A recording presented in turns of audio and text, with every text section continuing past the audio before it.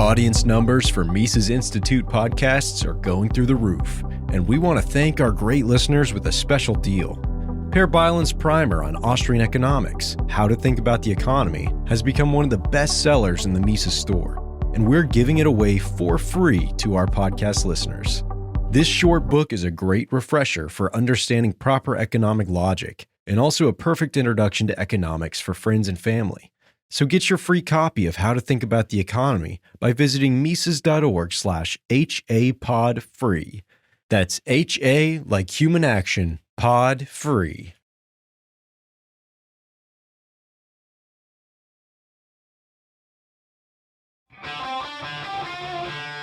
This is the Human Action Podcast, where we debunk the economic, political, and even cultural myths of the days. Here's your host, Dr. Bob Murphy. Jonathan, welcome back to the Human Action Podcast. Hi, Bob. Thanks for having me. Well, you and I recently saw each other in person to confirm that neither of us is an AI bot down in Fort Myers, so that was a fun event, and maybe folks will put a link to our talks. I think by the time this episode drops, that stuff will be available, so we'll go ahead and put that in the show notes page if you're curious as to what Jonathan and I talked about down in Fort Myers. But today we are discussing Jonathan's recent article on Mises.org having to do with Mises on the history of warfare. So Jonathan, why don't I turn it over to you? And first of all, what made you pick this topic, and can you kind of set the stage for what we're going to be talking about? Well, the reason I picked this topic is obviously because of there's all sorts of conflict going on in the world today, and heightened tensions in Europe and in the Middle East. And so I thought it would be a good idea to take a look at what Mises had to say about what war is, what are the economics of war, what is the history of warfare. In fact, the title of the article is Mises on the History of Warfare. And what I did was I just looked at, there's just this short passage, this short chapter in Human Action called The Economics of War, in which Mises, it's a really deep dives, really deep philosophical stuff that he's talking about what causes war, what are some of the ideological conditions for war, what is total war, what are the characteristics of modern war, those sorts of things. And so maybe just to get us started, the first thing that Mises talks about is the history of warfare. And of course, he goes way back to primitive times, and he says that that primitive wars were total wars in which the tribes would try to totally annihilate one another, and that this style of war, this sort of way of waging war, goes into like imperial times when countries would just try to wipe the map. They try to take over huge sections of territory, and the way that they would do it was just by annihilating their enemy. But then he said that there was a change in the medieval period and under feudal times, in which feudal lords had limited obligations under the kings that they served. And because of these limited obligations, they weren't as gung-ho as the monarchs that they served in waging war. And so they would be less willing to offer up men in military service. They'd be less willing to keep on waging wars, and so wars wouldn't be totally endless. And because of this, Mises talks about how war in medieval times turned into a limited war. So where monarchs would try to just capture like one or two cities at a time, as opposed to taking over whole territories. But then Mises talked about how in modern times we've gone back to total wars, in which we're just trying to totally wipe out the enemy, and there's really no protection of innocents, no protection of those who would be neutral. And he talks about some of the reasons why. And the reasons why is it's basically because of statism. It's because governments have, by introducing protectionist policies, there's reasons for the citizens to be on the side of war making, to be okay with the waging of wars. And so they're willing to suffer huge sacrifices in their standard of living and so on. And so because wars become popular under those circumstances, it makes it possible for modern states to wage these huge wars. One important point that Mises makes here is that it's not just the technology. So a lot of people say that modern technology makes total war possible.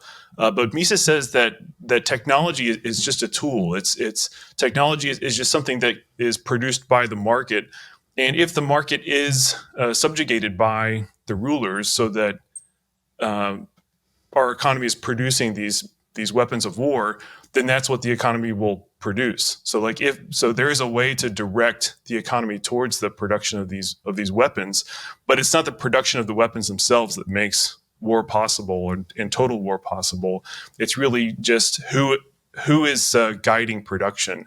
And Mises says that if it's a free market economy, then the citizens, the consumers, will be sovereign over production, and so you'll get things like butter, and you'll get things like food and shelter being produced as opposed to atom bombs. Okay, yeah. So you covered a lot there. Just to respond to a few of the points you made. So when we talk about total war, just for the modern listener to make sure we understand what we mean by that term, it has to do so clearly, like by World War II, that was clearly a total war, where, for example, the bombers from each side would go and hit civilian centers, and the rationale being like, hey, well, those people a lot of them are going into the munitions factories, and even a bus driver, in a sense, is, if you're a German, then a British bus driver is helping the British war effort. And so even taking out bus drivers, like, hey, that's on the table, and vice versa, of course. The Allied bombers going ahead and just did carpet bombing, and that all stuff could all be justified as, hey, this is all part of the war effort. There's a sense in which, hey, nobody's an innocent bystander. And so whatever one thinks of that, the point that Jonathan's making, echoing Mises, is that actually didn't used to be the case. Back in, the Middle Ages, for example, there was definitely a delineation that the average person, some peasant, would think that, oh yeah, the monarchs are at war again, or the nobility, and those rich men go to battle each other, and it largely didn't interfere with the lives of the average person. And there's something kind of they went off and did. And so one might think, oh yeah, the big reason for that difference is if you're just fighting each other with cannons at best, or especially if it's just, guys on horseback going at each other, then there's a sense in which, yeah, you can contain that and not attack little toddlers walking around in the town.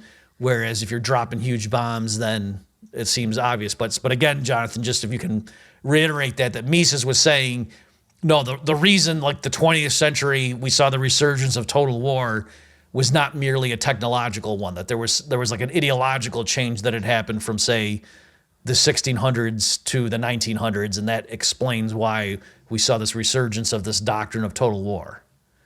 Yeah, so Mises talks about how in modern wars, the country that is more well supplied, more prepared for the war, is more likely to be victorious. Obviously, that's not the only thing. So just having a material advantage is not the only thing that determines victory in war. But he talked about how the productivity of the market economy sort of counterintuitively makes it possible for countries to win wars. And so he talks about this sort of compatibility versus incompatibility of capitalism. But to the point that you're getting at here about technology, it's that engine of production in the market economy that makes the production of those war technologies, those military technologies that would give countries the ability to win a war.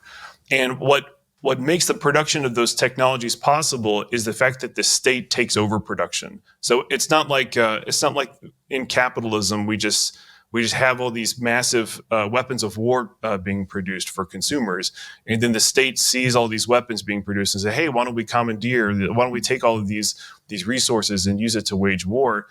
No, what happens is that the state demands those resources be produced by the market. So they take over production and then produce those things for the war making and war waging process. So it's not the case that the technology determines or that technology causes war to happen. What matters is does the state have the capability of taking over production and making those weapons so that they can then wage war?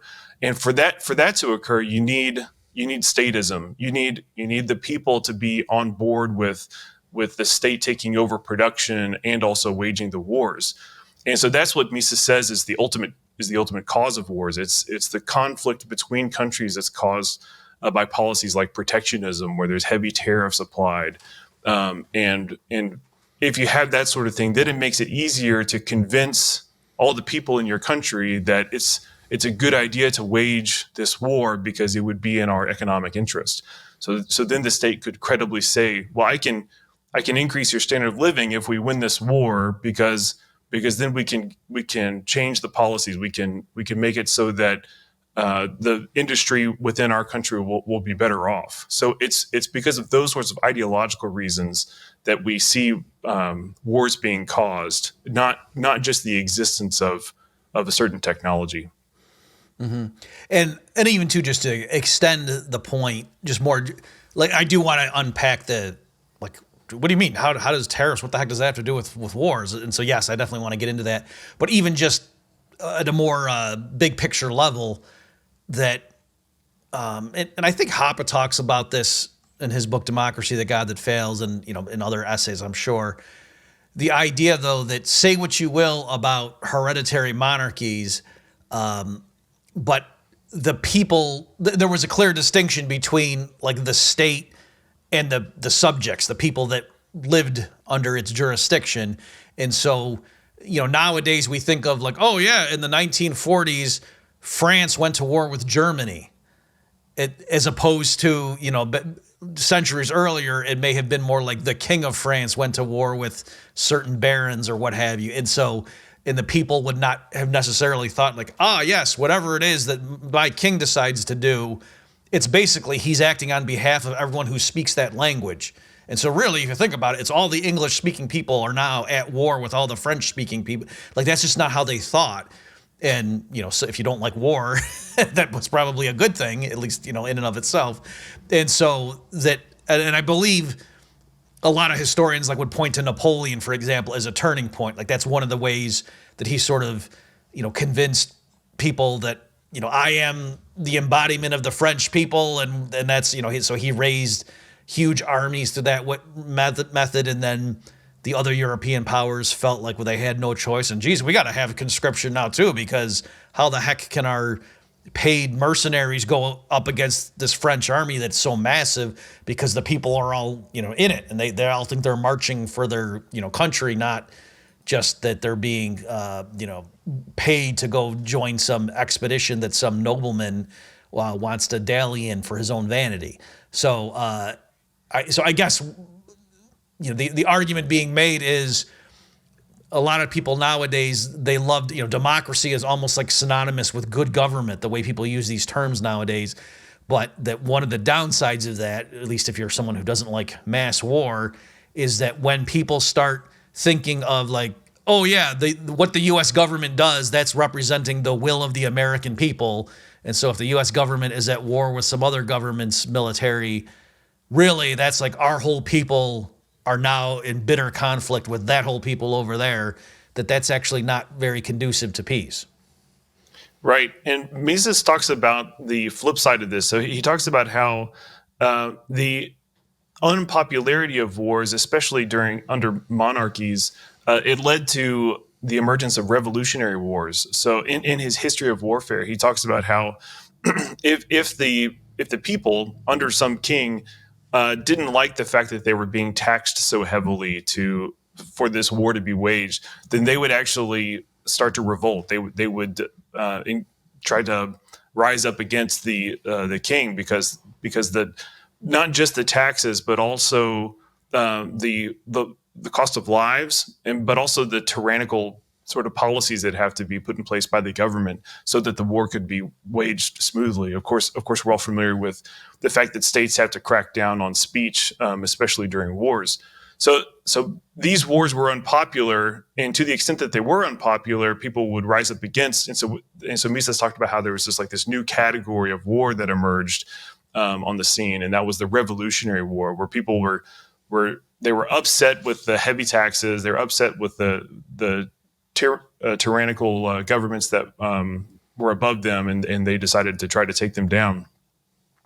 So, and one thing that we haven't mentioned yet is that around the same time when the Revolutionary Wars were being started, we had Mises talks about how the philosophy of liberalism came on the scene, and he talked about how in this ideology under liberalism, the division of labor and international trade was seen as like this great thing. And so all throughout this chapter in Human Action, Mises contrasts war making with what he called the peaceful cooperation under the international division of labor, and how they're like polar opposites. So we can either all fight each other and compete over resources and have these ideological wars or religious wars where we're all fighting each other, or we can all trade with each other. We can all peacefully cooperate with one another, where like people in one country specialize in producing one thing, people in another country specialize in producing something else, and we can work together to trade so that we're all better off, so that we have this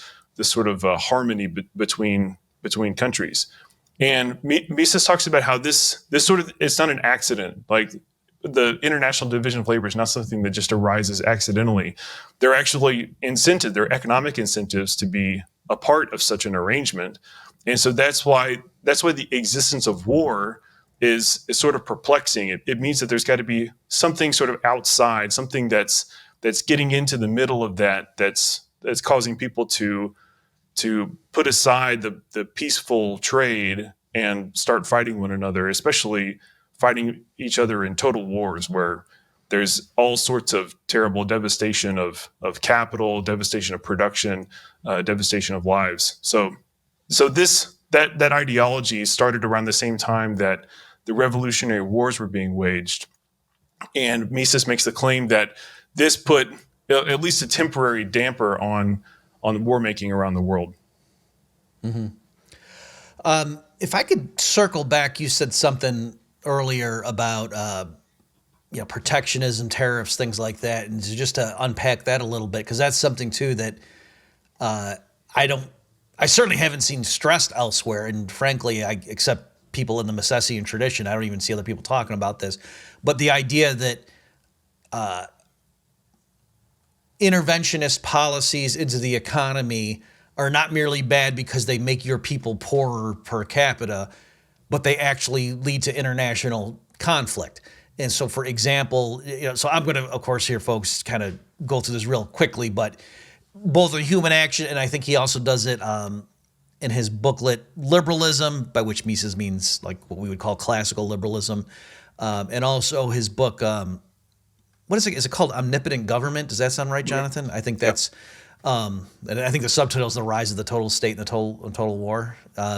So in those ones, so I don't remember exactly where, I'm probably mushing it together, but Mises is arguing that it's the planning mentality that leads to international conflict. So for example, you're a country like Germany and you reject laissez-faire capitalism and you engage in central planning because, hey, that's more efficient and rational. And if all the government did was certain interventionist policies one at a time, then the immediate thing is that German business would not be able to compete with foreign businesses. And so German consumers would just start importing things made abroad. Like, if they didn't have to deal with the whatever, like wage demands and things like that the German government was giving to the trade unions or something for the domestic industries, it would just be cheaper to import goods. So the only way to protect the domestic industries, which have all these regulations that are laid on top of them and so-called social legislation and such, is to have high tariff barriers. Okay, and so that kind of seals Germany off, if we're doing it from the perspective of Germany, from the rest of the world. Okay, but now you don't have the advantages of the international division of labor, and it matters if there are certain key natural resources that Germany lacks that maybe some of its neighbors have. And so under a policy of classical liberalism and free trade, free markets, Mises argues the average German citizen doesn't care whether, a deposit of natural gas is in their borders or is in the adjacent country. Who cares? If both countries are practicing laissez-faire, to the ultimate consumer. It doesn't matter whether it's, a German who happens to own that deposit or, someone who's French or whatever. It doesn't matter because the cost to you is the same for, renting or buying natural gas or whatever. But it matters a lot if your country and then the neighbors too are all practicing central planning of various degrees and have high tariff barriers, because now if that natural gas deposit is within your country's jurisdiction, you have access to it. It can be worked into the grand economic plan, whereas if it's outside, sorry, you don't have access to it. And so that gives impetus. That's why it, quote, makes sense economically for your government to be aggressive in terms of foreign policy. And, they can come up with various pretexts and, there's people over there that speak German and they're not happy with that government, and so we're just helping them out. But it sort of greases the wheels for that sort of belligerence because it benefits you economically. Whereas Mises' point is, no, if all the nations of the world practice the principles of free trade and other, elements of laissez-faire, war would be seen immediately just for how wasteless and counterproductive and destructive it is. Whereas if all the governments are engaged in various degrees of central planning, it actually does, if you're not getting blown up, it actually does benefit you materially if your country is relatively strong and can, seize land and other resources. Whereas again, in our benchmark of classical liberalism, the war doesn't pay even in the short run to anybody. Yeah, I remember Lucas Engelhardt talking about this in this year's Mises University. He was giving the talk on free trade, and of course, he was making all of the standard economic arguments for free trade, some of which we've talked about here. But he also addressed the national security argument. So a lot of times, economists they'll make their case for free trade, saying that it's efficient, that it's never a good idea to impose tariffs on imports, and the reason why is because we want to make it so that all of the efficient producers of something are the ones who are producing it. We don't want to change what would happen if there was just a free market for production, even between countries. But he addressed the national security argument, which is it actually goes outside the boundaries of economics. It's something that relies more on like tactics and strategy, as opposed to just who is the more profitable or more efficient producer of something. But the idea goes like this: is that if we expect to be in war, then wouldn't it be good if we had the ability to produce steel and produce weapons and produce drugs and food, so that we can sort of sustain ourselves, so that we can be sort of autarkic during a war?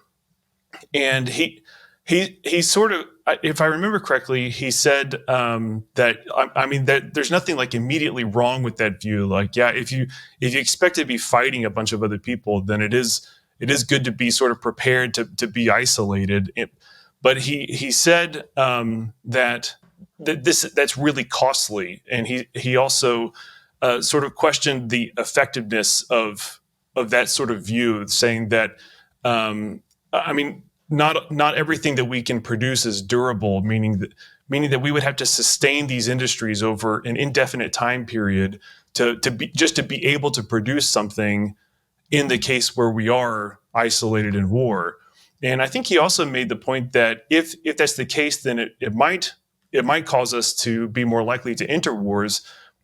Whereas if we don't have that sort of economic isolation, like all of these industries that are already revved up and ready to go, where we can feed ourselves during a war, if we didn't have that sort of thing, then we would, let me make sure I say it correctly, if we don't have those industries already set to go, then we would be less likely to wage war with anybody and everybody. Yeah, okay, yeah, so we'll put a link to that. I haven't seen that particular talk.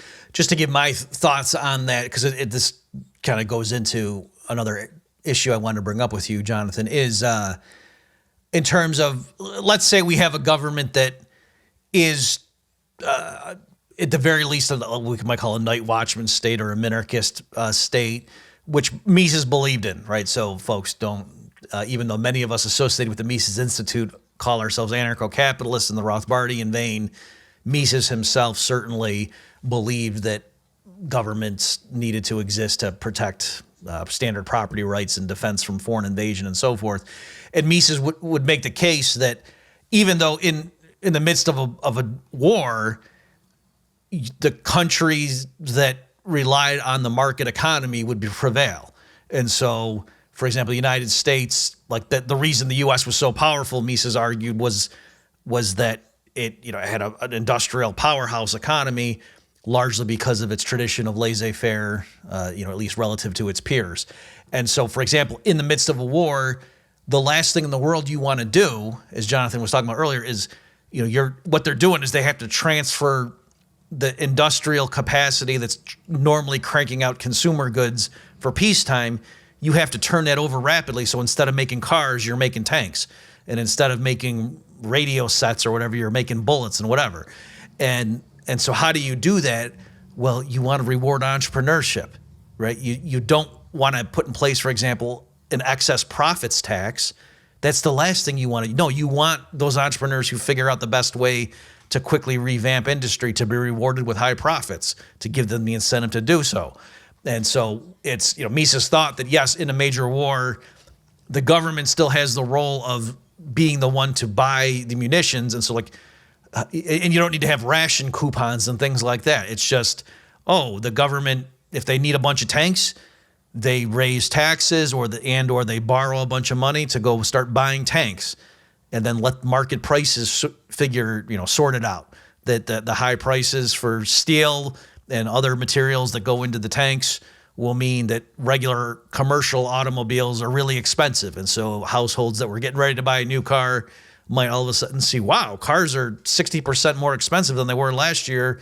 Why don't we keep driving this one a little bit longer, and hopefully this war ends? That's the kind of thing that happens. You don't need to have top-down government rationing of automobile purchases and whatever. Hey, because there's a war on.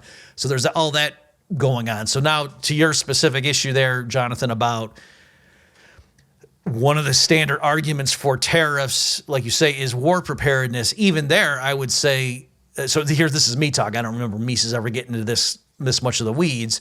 But yeah, if there's some key component that you need, to the circuits that we use in our fighter jets, it comes from China right now, and we get, and so rather than putting a tariff in place to keep that domestic industry afloat at the cost of billions of dollars a year, well, why maybe would it be cheaper just to go ahead and import a bunch of those, that material and stockpile it? And you say, oh, well, it'll only last for 2 years. Okay, so import 2 years worth. And then we have a 2-year window. And if it looks like hostilities are rising, then you could still, with 18 months lead time, start building up the factories. You know what I mean? There's lots of things you could do. And just in general, if you're just some business and your job is to give certain types of produce to the grocery store, and you just know that, historically, hey, there might be a storm here and that supply might run out. It's your job to figure out where to source these things from. So likewise, if you're the Pentagon and you have big military contracts, your domestic suppliers can figure out, well, gee, in the event of a war with China, maybe this key input would stop coming in, so we should have our own supply. You know what I mean? In other words, you don't need the federal government to put a tariff in place if really the issue is just, there's these few key items that we need to be able to produce stuff. That's something the producers themselves could come up with, and they could make their case to the Pentagon, for example, saying, this is why we have to charge us, because we have to keep these factories on mothballs or whatever right now to be able to switch on in case blah, blah, blah happens. So there's all kinds of things you could do. But again, the idea that the way we're going to solve for these really particular specific scenarios is to have a general tariff, I think is silly. Mm-hmm. Yeah. And Mises also talks about how, so you were talking about how Mises' views on how wars are funded and how they actually gather the resources. And Mises does make the claim that, like you said, it doesn't require a complete government takeover of the economy. So waging war doesn't require war socialism. In fact, there's I can't remember the exact wording, but there's a one-liner in there from Mises where Mises says that a capitalist country has never been taken over by a socialist country, and there he's simply just talking about the way capitalism enables countries to produce as much as they need, not just weapons, but also like sustaining and healing soldiers and citizens during the wartime. But he also makes this point that the U.S., and he singles out the U.S., did not need to take over the economy as much as they did in World War II in order to be successful. He said, and here I'm reading from the article, the United States mobilized the entire economy toward the war effort. Mises remarked that victory did not require heavy price controls and direct rationing. The government could have financed the war through taxes, borrowing, and inflation, which is, not something that you would expect to hear from Mises. But continuing, but the government succumbed to unionist pressure and took on the impossible task of preserving workers' pre-war standard of living in war. This inevitably led to the government's complete control of production. So this is a classic case of interventionism leading to interventionism, and it all has this root cause of the government trying to at least pretend that the pre-war standards of living are being maintained. So, which obviously you can't do, especially in a war the size of World War II. It's going to take a huge amount of resources to wage war, and that's got to come at a cost. It's not like the government can just sort of magically create these resources to wage war, and that's going to come at the cost of citizens' standards of living. But if the government wants to try to make this commitment to the people, saying we're going to maintain your standard of living during war, then what that means is they have to use this myriad of price controls and rationing in order to do so. So they have to pile on interventions on top of interventions, and the end result is you get war socialism, which is what we had in the U.S. during World War II. So the U.S. government took over pretty much every aspect of the economy with price controls and rationing, a complete nationalization of some industries. And it was all for the sake of waging war. But Mises's point here, just to reiterate, was that the U.S. did not have to do that to be victorious in the war. So Mises was saying that the price controls and the rationing were not required, that the U.S. still could have won with just taxing, borrowing, and using inflation, using the printing press.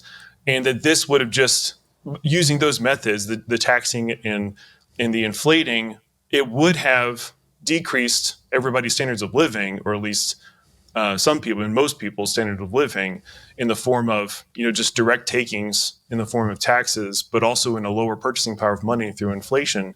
But that should be expected. That should not be something that we try to hide or try to pretend doesn't exist when we're waging these modern total wars. And so Mises said that because the government was trying to maintain the appearance of standards of living during the war, that it basically had to take over the entire economy. Yeah, and just to sort of say it in different words, make sure the listeners are getting that again, you're the U.S. government, you need to create a bunch of battleships and aircraft carriers and tanks and aircraft and so forth, and you're going to send it overseas.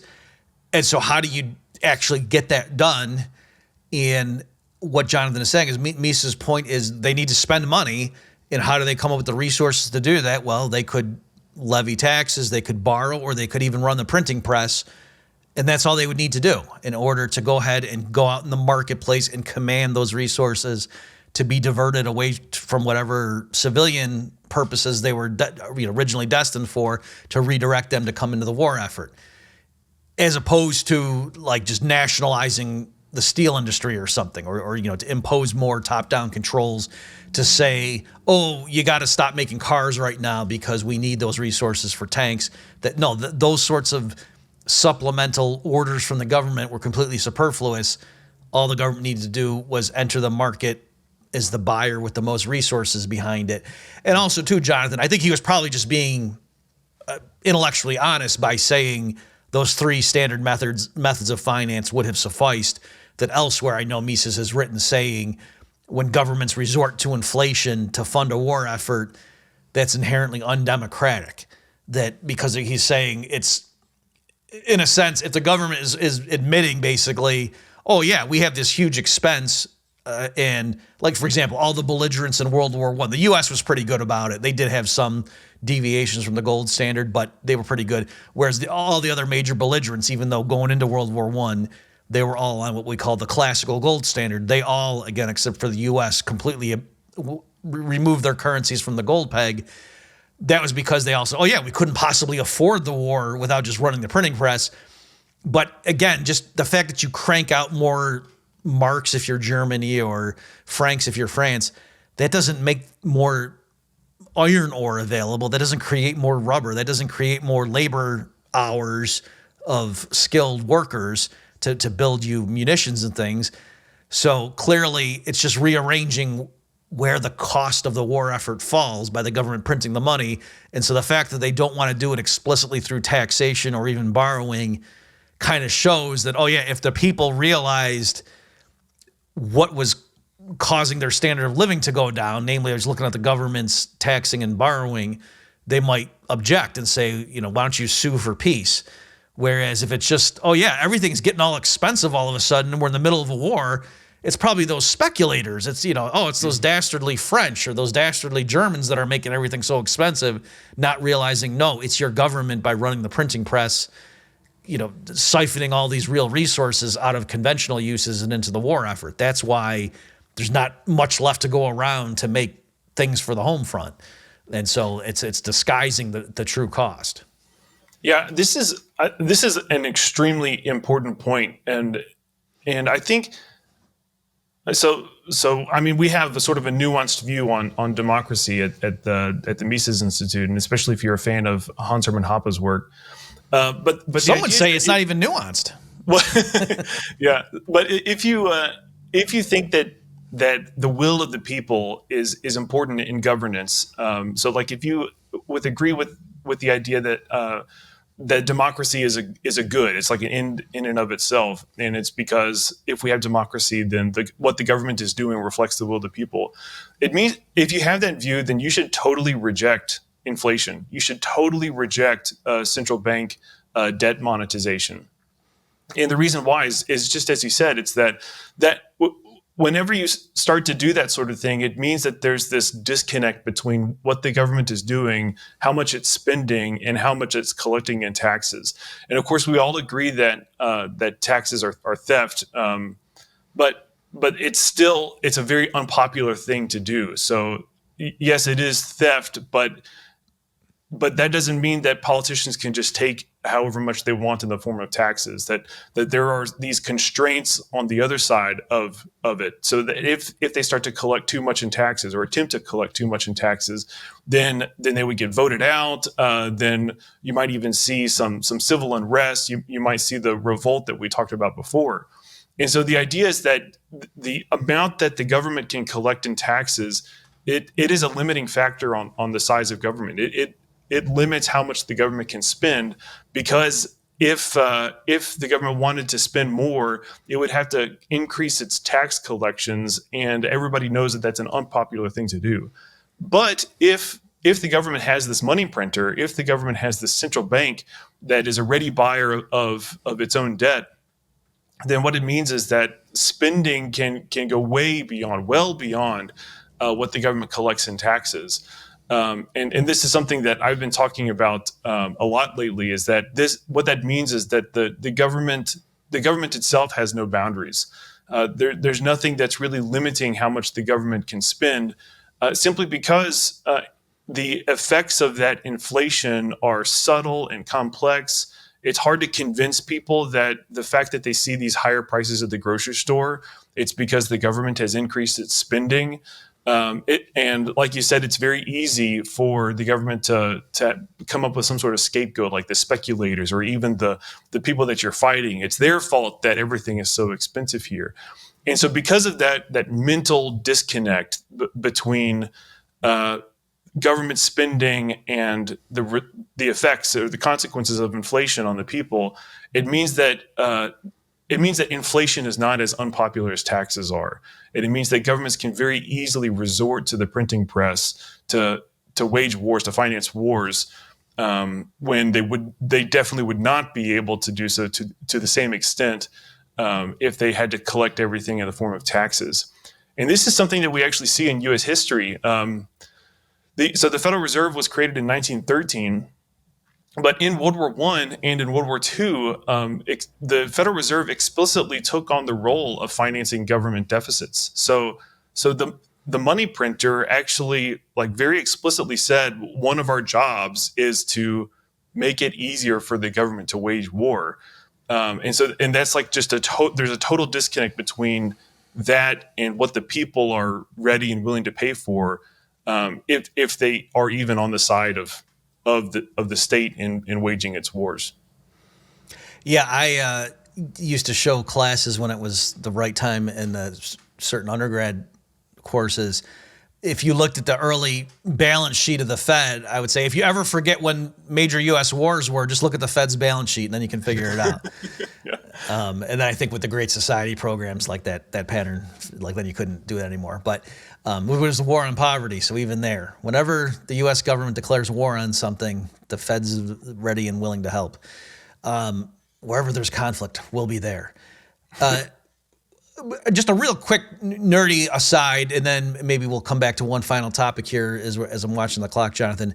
So for people who want to take this logic into my view, its ultimate extension is to say, so Mises laying the foundation, saying, look, you don't need socialism, right? In other words, there are some people, even like National Review conservative types, who might argue that, in peacetime, sure, let capitalism flourish. But when it comes to war, it was a good thing that FDR, or Woodrow Wilson, had all sorts of taking cartelization of industry, because come on, there's a war effort. You can't have frivolous expenditures. It was important for the higher ups to kind of take control of things and let people's, some women didn't get nylon stockings for a couple of years, boo-hoo.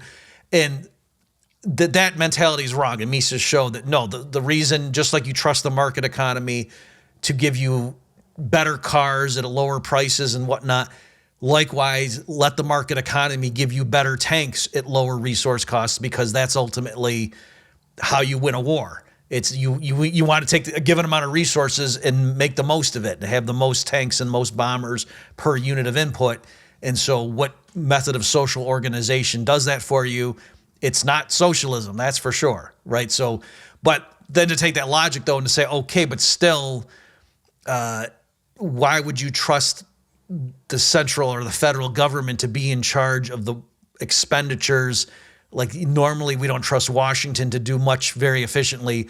Why would they be good at assessing international threats and knowing, how much should we be willing to pay for these bombers, and how many bombers should we have bombers, or instead should we just have a bunch of infantry and surface-to-air missiles to be able to repel invaders? Maybe we should have a Fortress America strategy, right? There's a lot of decisions that we're sort of leaving in the hands of Congress and or the executive branch that normally, as free marketeers, we don't think are there. So I've, in my work, gone through and shown how you could really push this privatization logic to the extreme and devolve a lot of those responsibilities into the private sector. So we'll put links, folks, if you want to see that kind of stuff.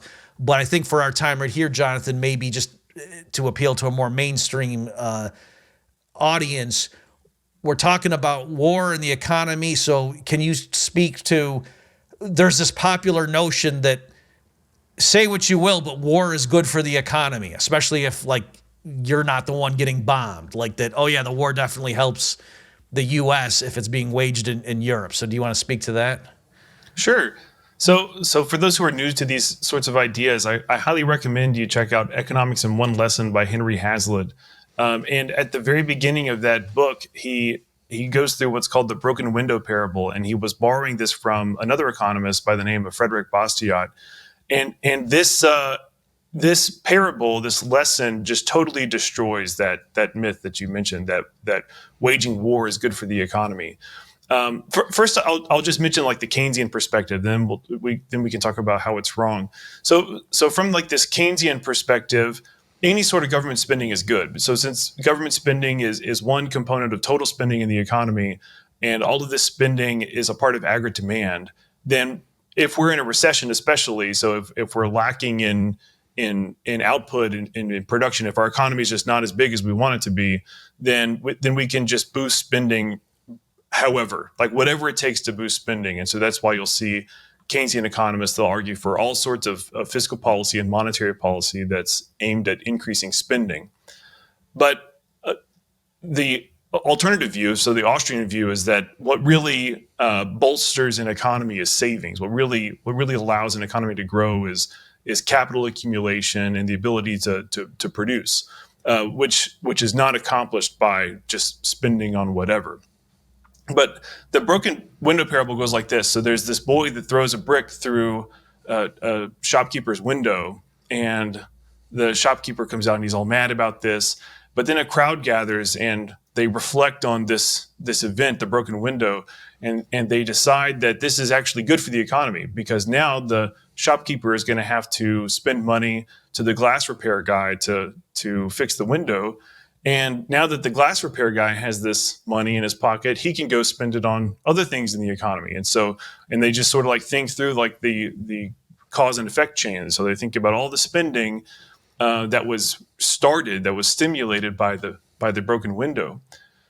And the error in the crowd's thinking is that the broken window did not actually start a new chain of spending. All it does is it just redirects what money is being spent on. And if you just think about the counterfactual, if you think about what the shopkeeper would have done if the window were not broken, then you clearly see this. So it's not like the shopkeeper was just ready and waiting, just delighted with the prospect of his window being broken.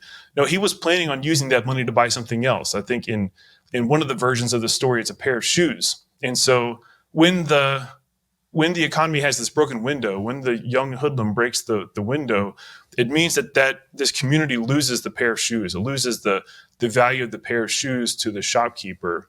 And so instead of having an unbroken window and a new pair of shoes, now the shopkeeper just has to settle for just the repaired window. And it's important to remember that the purchase of the pair of shoes also has a chain of spending behind it. So if you compare the two timelines, it really is the case that the timeline where the window is not broken, that economy, that community is better off without the window being broken. Okay, so now to connect this to war, if you think about what war is, and really what pretty much anything the government does in terms of its spending on various infrastructure projects, they're all broken windows. It's all just a redirection of the way resources are spent and used and consumed, and especially in war, destroyed.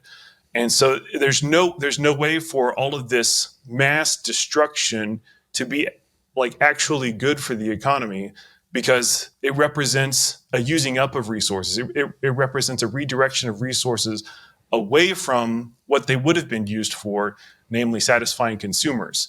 So a lot of the people who are in favor of war because it's good for the economy, what they're forgetting about is what the baker or the shopkeeper would have spent his money on.